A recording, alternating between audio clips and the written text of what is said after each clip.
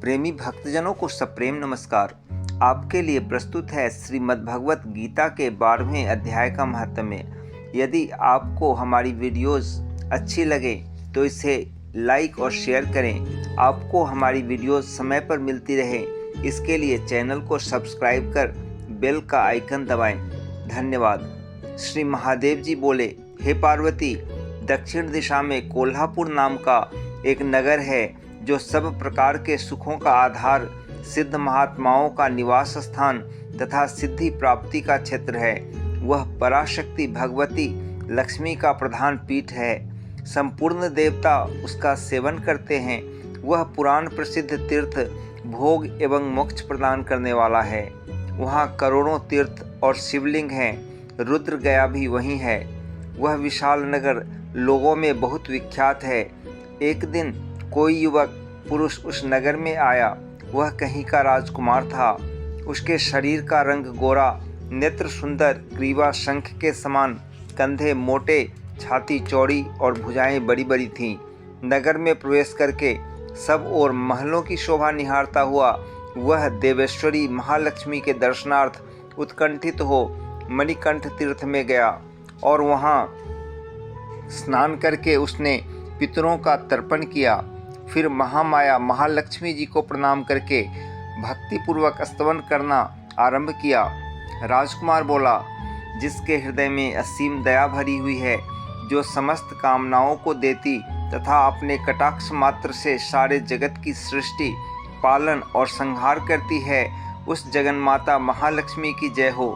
जिस शक्ति के सहारे उसी के आदेश के अनुसार परमेष्ठी ब्रह्मा सृष्टि करते हैं, भगवान अच्युत जगत का पालन करते हैं तथा भगवान रुद्र अखिल विश्व का संहार करते हैं, उस सृष्टि पालन और संहार की शक्ति से संपन्न भगवती पराशक्ति का मैं भजन करता हूँ।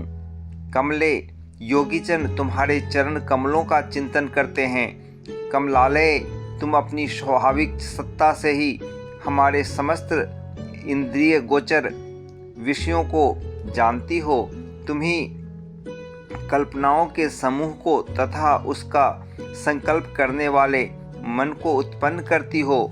इच्छा शक्ति, ज्ञान शक्ति और क्रिया शक्ति, ये सब तुम्हारे ही रूप हैं। तुम परम ज्ञान रूपिणी हो। तुम्हारा स्वरूप निष्कल, निर्मल, नित्य, निराकार, निरंजन, अंतरहित, आतंक शून्य, आलंबहीन तथा निरामय है।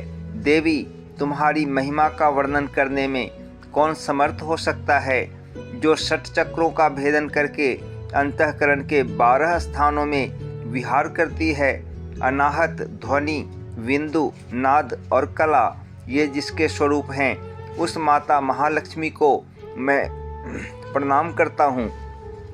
माता, तुम अपने मुख रूपी पूर्ण चंद्रमा से प्रकट होने वाली अमृत राशि को बहाया करती हो। तुम ही परा, पश्यंती, मध्यमा और वैखरी नामक वाणी हो। मैं तुम्हें नमस्कार करता हूँ। देवी, तुम जगत की रक्षा के लिए अनेक रूप धारण किया करती हो। अंबिके, तुम ही ब्राह्मी, वैष्णवी तथा माहेश्वरी शक्ति हो। वाराही, महालक्ष्मी, नारसिंही, ऐन्द्री, कौमारी, चंडिका, जगत को पवित्र करने वाली लक्ष्मी, जगन्माता सावित्री, चंद्रकला तथा रोहिणी भी तुम ही हो। परमेश्वरी, तुम भक्तों का मनोरथ पूर्ण करने के लिए कल्पलता के समान हो। मुझ पर प्रसन्न हो जाओ। उसके इस प्रकार स्तुति करने पर भगवती महालक्ष्मी अपना साक्षात स्वरूप धारण करके बोली, राजकुमार, मैं तुमसे प्रसन्न हूँ। तुम कोई उत्तम वर मांगो। राजपुत्र बोला, माँ, मेरे पिता राजा बृहद्रथ अश्वमेध नामक महान यज्ञ का अनुष्ठान कर रहे थे। वे दैव योग से रोगग्रस्त होकर स्वर्गगामी हो गए। इसी बीच में यूप में बंधे हुए मेरे यज्ञ संबंधी घोड़े को, जो समूची पृथ्वी की परिक्रमा करके लौटा था, किसी ने रात्रि में बंधन काटकर कहीं अन्यत्र पहुंचा दिया। उसकी खोज में मैंने कुछ लोगों को भेजा था, किंतु वे कहीं भी उसका पता न पाकर जब खाली हाथ लौट आए हैं, तब मैं सब ऋत्विजों से आज्ञा लेकर तुम्हारी शरण में आया हूँ।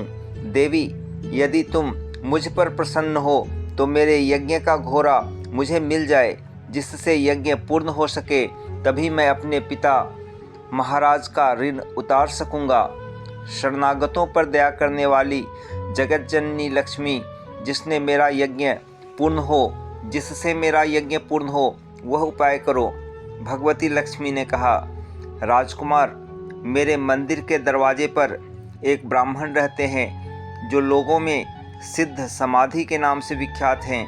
वे मेरी आज्ञा से तुम्हारा सब काम पूरा कर देंगे। महालक्ष्मी के इस प्रकार कहने पर राजकुमार उस स्थान पर आए जहाँ सिद्ध समाधि रहते थे। उनके चरणों में प्रणाम करके राजकुमार चुपचाप हाथ जोड़ खड़े हो गए। तब ब्राह्मण ने कहा, तुम्हें माताजी ने यहाँ भेजा है। अच्छा देखो, अब मैं तुम्हारा सारा अभीष्ट कार्य सिद्ध करता हूँ। यूँ कहकर मंत्रवेत्ता ब्राह्मण ने सब देवताओं को वहीं खींचा। राजकुमार ने देखा, उस समय सब देवता हाथ जोड़े थर थर काँपते हुए वहाँ उपस्थित हो गए। तब उन श्रेष्ठ ब्राह्मण ने समस्त देवताओं से कहा, देवगण, इस राजकुमार का अश्व जो यज्ञ के लिए निश्चित हो चुका था, रात में देवराज इंद्र ने चुराकर अन्यत्र पहुंचा दिया है। उसे शीघ्र ले आओ।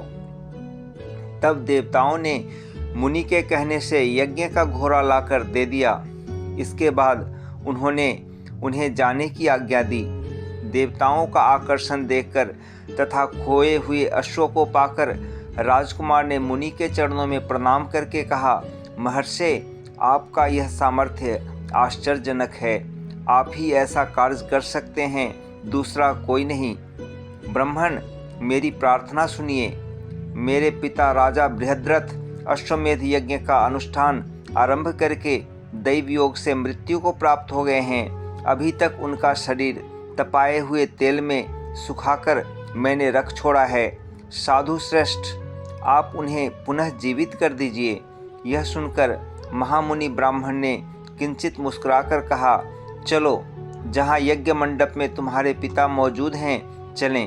तब सिद्ध समाधि ने राजकुमार के साथ वहाँ जाकर जल अभिमंत्रित किया और उसे शव के मस्तक पर रखा।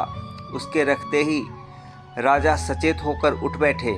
फिर उन्होंने ब्राह्मण को देखकर पूछा, धर्मस्वरूप, आप कौन हैं? तब राजकुमार ने महाराज से पहले का सारा हाल कह सुनाया।